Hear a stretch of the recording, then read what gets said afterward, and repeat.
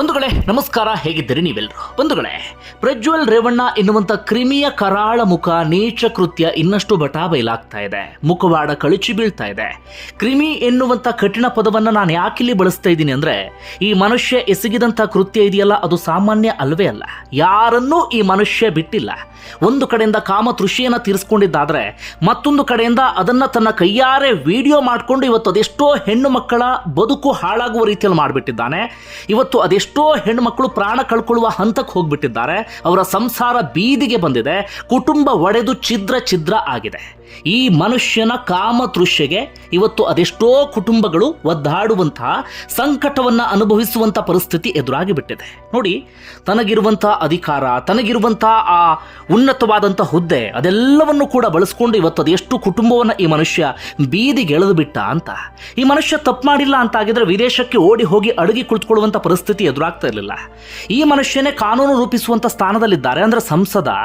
ಆದರೂ ಕೂಡ SIT ಅಧಿಕಾರಿಗಳ ನೋಟಿಸ್ಗೆ ಕೇರ್ ಮಾಡ್ತಾ ಇಲ್ಲ, ವಿಚಾರಣೆಗೆ ಹಾಜರಾಗ್ತಾ ಇಲ್ಲ. ಯಾಕೆ ಹೇಳಿ?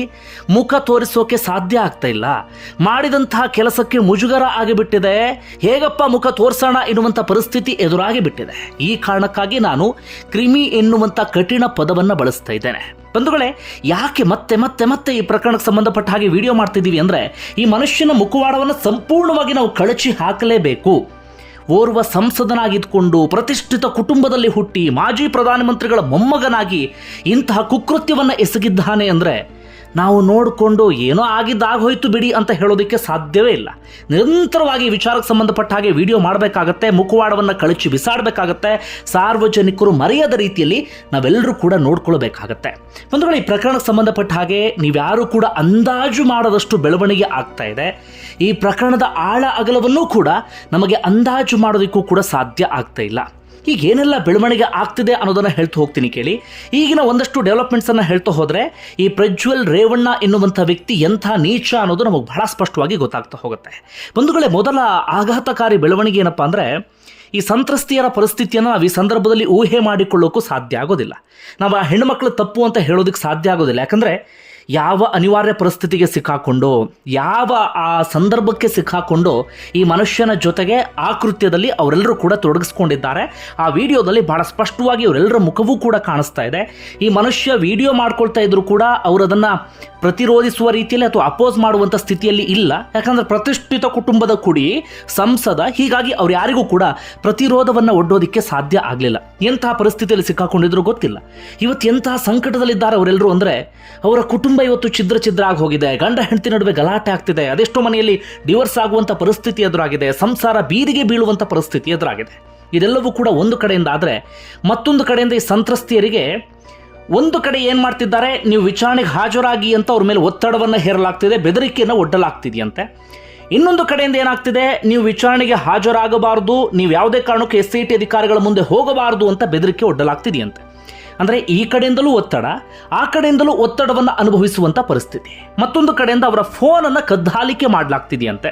ಯಾರಿಗೆ ಫೋನ್ ಮಾಡ್ತಿದ್ದಾರೆ, ಯಾರ ಜೊತೆಗೆ ಮಾತಾಡ್ತಿದ್ದಾರೆ, ಏನು ಕತೆ ಅಂತ. ಇನ್ನೊಂದು ಕಡೆಯಿಂದ ಏನಾಗ್ತಿದೆ, ಈ ವಿಡಿಯೋ ಎಲ್ಲ ಕಡೆಗಳಲ್ಲೂ ಕೂಡ ವೈರಲ್ ಆಗಿರುವಂಥ ಕಾರಣಕ್ಕಾಗಿ ಇನ್ನೊಂದಷ್ಟು ಮಂದಿ ಆ ವಿಡಿಯೋವನ್ನು ಅವರಿಗೆ ಕಳಿಸಿ ಬ್ಲ್ಯಾಕ್ ಮೇಲ್ ಮಾಡ್ತಿದ್ದಾರಂತೆ. ನೀವು ದುಡ್ಡು ಕೊಟ್ಟಿಲ್ಲ ಅಂತ ಆದರೆ ಇದನ್ನು ಇನ್ನಷ್ಟು ವೈರಲ್ ಮಾಡ್ತೀವಿ, ಇನ್ನಷ್ಟು ಜನರಿಗೆ ತಲುಪಿಸ್ತೀವಿ ಅಂತ. ಹೀಗಾಗಿ ಆ ಹೆಣ್ಣುಮಕ್ಕಳ ಪರಿಸ್ಥಿತಿ ಇದೆಯಲ್ಲ, ನಾವು ಊಹೆ ಮಾಡಿಕೊಳ್ಳೋಕ್ಕೂ ಸಾಧ್ಯ ಆಗೋದಿಲ್ಲ. ಯಾರಿದ್ದಾರೆ ಗೊತ್ತಾ? ಆ ಹೆಣ್ಣು ಮಕ್ಕಳ ಲಿಸ್ಟಿನಲ್ಲಿ ಮನೆ ಗೆಲ್ಲಿಸಿದವರಿದ್ದಾರೆ, ಬೇರೆ ಬೇರೆ ಸಣ್ಣ ಪುಟ್ಟ ಕೆಲಸವನ್ನು ಮಾಡ್ಕೊಂಡಿದ್ದಂಥವರಿದ್ದಾರೆ, JDS ಪಕ್ಷದ ಕಾರ್ಯಕರ್ತರಿದ್ದಾರೆ, ಮಹಿಳಾ ಸಂಘಟನೆಯವರಿದ್ದಾರೆ, ಪೊಲೀಸ್ ಅಧಿಕಾರಿ ಇದ್ದಾರೆ, ಅರಣ್ಯ ಇಲಾಖೆಯ ಅಧಿಕಾರಿ ಇದ್ದಾರೆ, ಬೇರೆ ಬೇರೆ ಸರ್ಕಾರಿ ಹುದ್ದೆಯನ್ನು ಅಲಂಕರಿಸಿದಂಥವರಿದ್ದಾರೆ, ಬೇರೆ ಬೇರೆ ಕ್ಷೇತ್ರದಲ್ಲಿ ತಮ್ಮನ್ನು ತಾವು ತೊಡಗಿಸ್ಕೊಂಡಂಥವರಿದ್ದಾರೆ. ಹೀಗೆ ಬೇರೆ ಬೇರೆ ಸ್ತರದ ಮಹಿಳೆಯರೆಲ್ಲರೂ ಕೂಡ ಆ ವಿಡಿಯೋದಲ್ಲಿದ್ದಾರೆ. ಅವರೆಲ್ಲರೂ ಕೂಡ ಇವತ್ತು ಸಂಕಟವನ್ನು ಅನುಭವಿಸುವ ಪರಿಸ್ಥಿತಿ ಎದುರಾಗಿದೆ. ನೂರಾರು ಸಂತ್ರಸ್ತಿಯರಿದ್ದಾರೆ.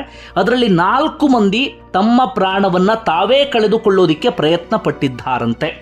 ಅದರಲ್ಲಿ ಒಬ್ಬರು ಸರ್ಕಾರಿ ಅಧಿಕಾರಿ ಎನ್ನುವಂಥ ಮಾಹಿತಿಯೂ ಕೂಡ ಸಿಕ್ಕಿದೆ. ನಿನ್ನೆ ತಾನೇ ಮಾಜಿ ಶಾಸಕರಾಗಿರುವಂಥ ಸುರೇಶ್ ಗೌಡ ಕೂಡ ಈ ವಿಚಾರವನ್ನು ಪ್ರಸ್ತಾಪ ಮಾಡಿದ್ರು. ಹಾಗೆ ನಮಗೂ ಕೂಡ ಒಂದಷ್ಟು ಮೂಲಗಳಿಂದ ಈ ಮಾಹಿತಿ ಸಿಕ್ಕಿದೆ.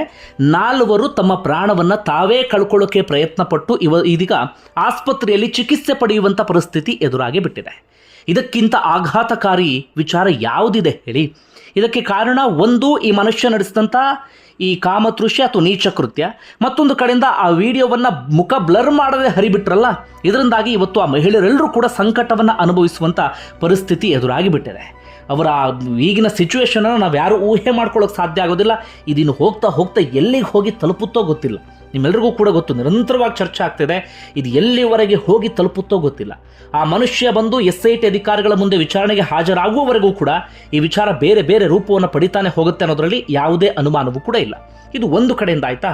ಮತ್ತೊಂದು ಕಡೆಯಿಂದ ಈ ಮನುಷ್ಯ ಹೇಗೆಲ್ಲ ಅವ್ರನ್ನ ಬಳಸ್ಕೊಳ್ತಾ ಇದ್ರು ಅಂದರೆ, ಒಂದಷ್ಟು JDS ಪಕ್ಷದ ಕಾರ್ಯಕರ್ತರನ್ನು ಅಥವಾ JDS ಪಕ್ಷದಿಂದ ಈ ಸ್ಥಳೀಯ ಸಂಸ್ಥೆಗಳ ಚುನಾವಣೆಯಲ್ಲಿ ಗೆದ್ದಿರ್ತಾರಲ್ಲ, ಅವರಿಗೆಲ್ಲ ನಾನು ಅನುದಾನ ಕೊಡಿಸ್ತೀನಿ ಅಂಥೇಳಿ ಆಮಿಷವನ್ನು ಒಡ್ಡಿ ತನ್ನ ಕೃತ್ಯಕ್ಕೆ ಬಳಸಿಕೊಳ್ತಾ ಇದ್ದಂತೆ.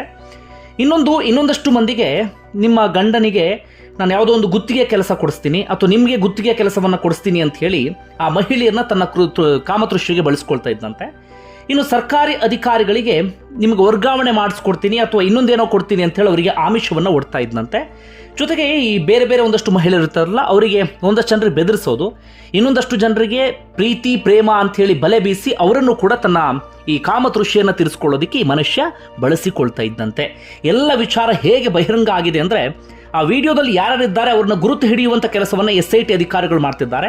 ಈ ರೀತಿಯಾಗಿ 9 ಸಂತ್ರಸ್ತೆಯರನ್ನು ಪತ್ತೆ ಹಚ್ಚಿ ಅವರ ಮನವೊಲಿಸಿ ಅವರಿಂದ ಒಂದಷ್ಟು ಮಾಹಿತಿಯನ್ನು ಪಡೆದುಕೊಂಡಿದ್ದಾರೆ. ಅವರಿಂದ ಒಂದಷ್ಟು ಇಂತಹ ಮಾಹಿತಿಯನ್ನು ಕಲೆ ಹಾಕುವಂಥ ಕೆಲಸವನ್ನು SIT ಅಧಿಕಾರಿಗಳು ಮಾಡಿದ್ದಾರೆ. ಇನ್ನು ಸಾಕಷ್ಟು ಸಂತ್ರಸ್ತೆಯನ್ನು ಗುರುತಿಸಿದ್ರೂ ಕೂಡ ಅವ್ರನ್ನ ಮಾತಾಡ್ಸೋಕೆ ಸಾಧ್ಯ ಆಗ್ತಿಲ್ಲ, ಯಾಕಂದರೆ ಅವರ ಕುಟುಂಬದವರೇ ಅವಕಾಶವನ್ನು ಕೊಡ್ತಾ ಇಲ್ಲಂತೆ. ಇವರೇನಾದರೂ ಬಂದು SIT ಅಧಿಕಾರಿಗಳ ಮುಂದೆ ವಿಚಾರಣೆಗೆ ಹಾಜರಾಗ್ಬಿಟ್ರೆ, ಮಾತಾಡ್ಬಿಟ್ರೆ ಸಮಸ್ಯೆ ಆಗಿಬಿಡುತ್ತೆ ಅಂತ. ಯಾಕಂದರೆ ಬಹುತೇಕರೆಲ್ಲರೂ ಕೂಡ ಈ ಪ್ರಜ್ವಲ್ ರೇವಣ್ಣ ಕುಟುಂಬದಿಂದ ಬೇರೆ ಬೇರೆ ರೀತಿಯಲ್ಲಿ ಸಹಾಯವನ್ನು ಪಡೆದಂಥವರು ಅಥವಾ ಬೇರೆ ಬೇರೆ ರೀತಿಯಲ್ಲಿ ಏನೋ ಒಂದಷ್ಟು ಕೆಲಸವನ್ನು ಮಾಡಿಸ್ಕೊಂಡಂಥವರು ಅಥವಾ ಆ ಕುಟುಂಬದ ಭಯದಲ್ಲಿ ಇದ್ದಂಥವರು. ಹೀಗಾಗಿ ಅವರೆಲ್ಲರಿಗೂ ಕೂಡ ಆತಂಕ, ಎಲ್ಲಿ SIT ಅಧಿಕಾರಿಗಳ ಮುಂದೆ ವಿಚಾರಣೆಗೆ ಹಾಜರಾಗ್ಬಿಟ್ರೆ ಮುಂದೆ ನಮ್ಮ ಲೈಫ್ ಬರ್ಬಾದಾಗ್ಬಿಡುತ್ತೋ ಅಂತ. ಅಂದರೆ ಅಷ್ಟರ ಮಟ್ಟಿಗೆ ಹಾಸನದಲ್ಲಿ ತಮ್ಮ ಕಪಿ ಮುಷ್ಟಿಯಲ್ಲಿ ಇಟ್ಕೊಂಡು ಬಿಟ್ಟಿದ್ರು ಅಲ್ಲಿಯ ಜನರನ್ನು. ಹೀಗಾಗಿ ಅವರೆಲ್ಲರೂ ಕೂಡ ಈಗ ಆತಂಕ ಪಡುವಂಥ ಪರಿಸ್ಥಿತಿ ಎದುರಾಗಿದೆ. ಇನ್ನು ಇಬ್ಬರು ಸರ್ಕಾರಿ ಅಧಿಕಾರಿಗಳು ಧೈರ್ಯವಾಗಿ ಇದೀಗ SIT ಅಧಿಕಾರಿಗಳ ಮುಂದೆ ಹಾಜರಾಗಿ ಒಂದಷ್ಟು ವಿಚಾರವನ್ನು ಶೇರ್ ಮಾಡಿಕೊಂಡಿದ್ದಾರೆ. ಓರ್ವರು ಮಹಿಳಾ ಪೊಲೀಸ್ ಅಧಿಕಾರಿ, ಇನ್ನೊಬ್ಬರು ಅರಣ್ಯ ಅಧಿಕಾರಿ ಎನ್ನುವಂಥ ಮಾಹಿತಿ ಸಿಗ್ತಾ ಇದೆ.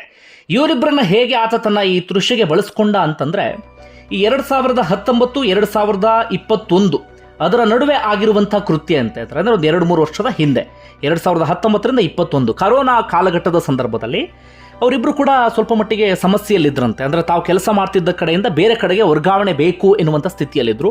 ವರ್ಗಾವಣೆ ಬೇಕು ಅಂತ ಆದರೆ ಅವರ ತಲೆಗೆ ಬಂದಿದ್ದು ಪ್ರಜ್ವಲ್ ರೇವಣ್ಣ, ಈ ಮನುಷ್ಯನ ಹತ್ರ ಹೋದರೆ ಕೆಲಸ ಆಗಬಹುದು ಅಂತ. ಹೀಗಾಗಿ ವರ್ಗಾವಣೆ ಮಾಡಿಸ್ಕೊಡಿ ಅಂತ ಈ ಮನುಷ್ಯನ ಹತ್ರ ಹೋದಂಥ ಸಂದರ್ಭದಲ್ಲಿ ಈ ಮನುಷ್ಯ ಅವ್ರ ಫೋನ್ ನಂಬರ್ ಎಲ್ಲವನ್ನು ಕೂಡ ತೆಗೆದುಕೊಂಡು ಆರಂಭದಲ್ಲಿ ವಿಡಿಯೋ ಕಾಲನ್ನು ಮಾಡ್ತಾ ಇದ್ರಂತೆ. ವಿಡಿಯೋ ಕಾಲ್ ಮಾಡ್ತಾ ಅವ್ರನ್ನ ಮಾತಾಡೋ ರೀತಿಯಲ್ಲಿ ಪ್ರಚೋದಿಸೋದು, ನಿಮ್ಗೆ ವರ್ಗಾವಣೆ ಮಾಡಿಸ್ಕೊಡ್ತೀನಿ ಅಂತ ಹೇಳಿ ಅವ್ರನ್ನ ಪುಸಲಾಯಿಸೋದು, ಇಂತಹ ಕೆಲಸವನ್ನು ಮಾಡ್ತಾ ನಿಧಾನಕ್ಕೆ ಅವ್ರಿಗೆ ಹೇಳ್ತಾ ಇದ್ದಂತೆ ಈ ಮನುಷ್ಯ ವಿಡಿಯೋ ಕಾಲಲ್ಲಿ ನಗ್ನರಾಗಿ ಬಟ್ಟೆ ಬಿಚ್ಚಿ ಎನ್ನುವ ರೀತಿಯಲ್ಲಿ ಹೇಳ್ತಾ ಇದ್ದಂತೆ. ಅವರು ಕೂಡ ಯಾವುದೋ ಅನಿವಾರ್ಯ ಪರಿಸ್ಥಿತಿಗೆ ಸಿಕ್ಕಾಕೊಂಡು ಅಥವಾ ಈತನಿಂದ ಪ್ರಚೋದನೆಗೆ ಒಳಗಾಗಿ ಈತ ಹೇಳಿದ ರೀತಿಯಲ್ಲಿ ಕೇಳೋದಕ್ಕೆ ಶುರು ಮಾಡಿಕೊಂಡ್ರು. ಹೀಗಾಗಿ ಅದೆಲ್ಲವನ್ನು ಕೂಡ ಈತ ಸ್ಕ್ರೀನ್ ರೆಕಾರ್ಡನ್ನ ಮಾಡ್ಕೊಂಡಿದ್ದ, ಅಂದರೆ ನೀಟಾಗಿ ಅದನ್ನು ವಿಡಿಯೋ ಮಾಡ್ಕೊಂಡಿದ್ದ. ಅದಾದ ಬಳಿಕ ಆ ವಿಡಿಯೋವನ್ನು ತೋರಿಸಿ ಅವ್ರನ್ನ ಬ್ಲ್ಯಾಕ್ ಮೇಲ್ ಮಾಡಿ ತನಗೆ ಬೇಕಾದ ರೀತಿಯಲ್ಲಿ ಆತ ಬಳಸ್ಕೊಂಡಿದ್ದಾನಂತೆ. ಆ ಮಹಿಳೆಯರು ಇದೀಗ, ಅಂದರೆ ಸರ್ಕಾರಿ ಅಧಿಕಾರಿಗಳು ಇದೀಗ ಒಪ್ಕೊಂಡಿದ್ದಾರೆ, ಹೌದು ಈ ರೀತಿಯಾಗಿ ನಮ್ಮನ್ನು ಆತ ಬಳಸ್ಕೊಳ್ಳೋಕ್ಕೆ ಪ್ರಯತ್ನವನ್ನು ಪಟ್ಟಿದ್ದ ಅಂತ ಹೇಳಿ. ಜೊತೆಗೆ SIT ಅಧಿಕಾರಿಗಳ ಮುಂದೆ ಮುಕ್ತವಾಗಿ ಎಲ್ಲವನ್ನು ಕೂಡ ಇದೀಗ ಹಂಚಿಕೊಂಡು ಬಿಟ್ಟಿದ್ದಾರೆ. ಅಂದರೆ ಈತ ಯಾರ್ಯಾರನ್ನ ಹೇಗೆಲ್ಲ ಪುಸಲಾಯಿಸ್ತಾ ಇದ್ದ ಅಥವಾ ಪ್ರಚೋದಿಸ್ತಾ ಇದ್ದ, ತನ್ನ ತೃಷಿಗೆ ಬಳಸ್ಕೊಳ್ತಾ ಇದ್ದ ಅನ್ನೋದು ಈ ಮೂಲಕ ಬಹಳ ಸ್ಪಷ್ಟವಾಗಿ ಗೊತ್ತಾಗ್ತಾ ಇದೆ. ಇದಿಷ್ಟೇ ಅಲ್ಲ, ಇನ್ನು ಹೋಗ್ತಾ ಈತನ ಮುಖವಾಡ ಸಂಪೂರ್ಣವಾಗಿ ಕಳಚಿ ಬೀಳುತ್ತೆ. ನಿಮ್ಮಲ್ಲಿ ಅದೆಷ್ಟೋ ಜನ ವಿಡಿಯೋ ನೋಡಿಲ್ಲ. ವಿಡಿಯೋ ನೋಡಿದರೆ ನೀವೆಲ್ಲರೂ ಕೂಡ ಆಕ್ರೋಶವನ್ನು ಹೊರಹಾಕ್ತಾ ಇದ್ರಿ. ಇದೆಲ್ಲವೂ ಕೂಡ ಒಂದು ಹಂತದ ಬೆಳವಣಿಗೆ. ಆದರೆ ಇನ್ನೊಂದು ಕಡೆಯಿಂದ ಭವಾನಿ ರೇವಣ್ಣಗೆ 2ನೇ ಬಾರಿ ನೋಟಿಸ್ ಕೊಡಲಾಗಿದೆ. ಹೀಗಾಗಿ ಅವರಿಗೂ ಕೂಡ ಇದೀಗ ಆತಂಕ ಶುರುವಾಗಿದೆ. ಇನ್ನು ರೇವಣ್ಣ ಇವತ್ತು ಜಾಮೀನು ಸಿಗಬಹುದು ಅಂತ ಅನ್ಸುತ್ತೆ. ಮಧ್ಯಾಹ್ನ ವಿಚಾರಣೆ ಇದೆ. ಇನ್ನೊಂದು ಕಡೆಯಿಂದ ಇದು ರಾಜಕೀಯ ರೂಪವನ್ನು ಪಡೆದುಕೊಂಡಿದೆ. ಬಹಳ ಬೇಸರ ವಿಚಾರ ಅಂದರೆ, ಈ ಕುಕೃತ್ಯವನ್ನು ಎಸಗಿದ್ದಾನಲ್ಲ ಪ್ರಜ್ವಲ್ ರೇವಣ್ಣ, ಆತನ ಬಗ್ಗೆ ಚರ್ಚೆಗಿಂತ ಹೆಚ್ಚಾಗಿ ಪೆನ್ಡ್ರೈವ್ ಹಂಚಿದ್ಯಾರು ಎನ್ನುವಂಥ ಚರ್ಚೆ ಜೋರಾಗಿ ನಡೀತಾ ಇದೆ. ಹಾಗಂದ ಮಾತ್ರ ನಾನು ಸಮರ್ಥನೆ ಮಾಡ್ಕೊಳ್ತಿಲ್ಲ, ಪೆನ್ಡ್ರೈವ್ ಹಂಚಿದ್ದು ಸರಿ, ಆ ಹೆಣ್ಮಕ್ಳ ಮುಖವನ್ನು ರಿವೀಲ್ ಮಾಡಿ ಸರಿ ಅಂತ ನಾನೆಲ್ಲೂ ಕೂಡ ಸಮರ್ಥನೆ ಮಾಡ್ಕೊಳ್ತಾ ಇಲ್ಲ. ಆದರೆ ಹೆಚ್ಚೆಚ್ಚಾಗಿ ಆ ವಿಚಾರಣೆ ಚರ್ಚೆ ಆದಾಗ ಪ್ರಜ್ವಲ್ ರೇವಣ್ಣ ಸಂಗತಿಯನ್ನೇ ಜನ ಮರೆತು ಬಿಡುವಂಥ ಸಾಧ್ಯತೆ ಇರುತ್ತೆ. ಕಂಪ್ಲೀಟ್ ರಾಜಕೀಯ ರೀತಿಯಲ್ಲಿ ಒಂದಷ್ಟು ಮಂದಿ ಚರ್ಚೆ ಮಾಡುವಂಥ ಸಾಧ್ಯತೆ ಇರುತ್ತೆ. ಯಾಕಂದರೆ ಕುಮಾರಸ್ವಾಮಿ ಆ ರೀತಿಯಾಗಿ ಇದೀಗ ಸಂಪೂರ್ಣ ರಾಜಕೀಯ ರೂಪವನ್ನು ಕೊಟ್ಟು ಬಿಟ್ಟಿದ್ದಾರೆ. ಈ ಪ್ರಕರಣಕ್ಕೆ ಟ್ವಿಸ್ಟ್ ಕೊಡ್ತಾ ಇದ್ದಾರೆ. ಯಾಕೆ ಕುಮಾರಸ್ವಾಮಿ ಅವರು ಈ ರೀತಿಯಾಗಿ ಉಲ್ಟಾ ಹೊಡೆದ್ರೂ ಗೊತ್ತಿಲ್ಲ. ಆರಂಭದಲ್ಲಿ ಆ ಕುಟುಂಬಕ್ಕೂ ನಮಗೂ ಸಂಬಂಧ ಇಲ್ಲ, ಉಪ್ಪು ತಿನ್ನೋ ನೀರು ಕುಡಿಲಿ ಎಂದಂಥ ಕುಮಾರಸ್ವಾಮಿ ಈಗ ಯಾಕೋ ನೋಡ್ತಿದ್ರೆ ಬೇರೆ ಬೇರೆ ರೀತಿಯಲ್ಲಿ ಒಂದಷ್ಟು ಹೇಳಿಕೆಯನ್ನು ಕೊಡ್ತಿದ್ದಾರೆ. ನಿಮ್ಗೆ ಏನು ಅನಿಸುತ್ತೆ ಕಮೆಂಟ್ ಬಾಕ್ಸಲ್ಲಿ ಮೆನ್ಷನ್ ಮಾಡಿ. ಧನ್ಯವಾದ ವಿಡಿಯೋ ನೋಡಿದ್ದಕ್ಕಾಗಿ.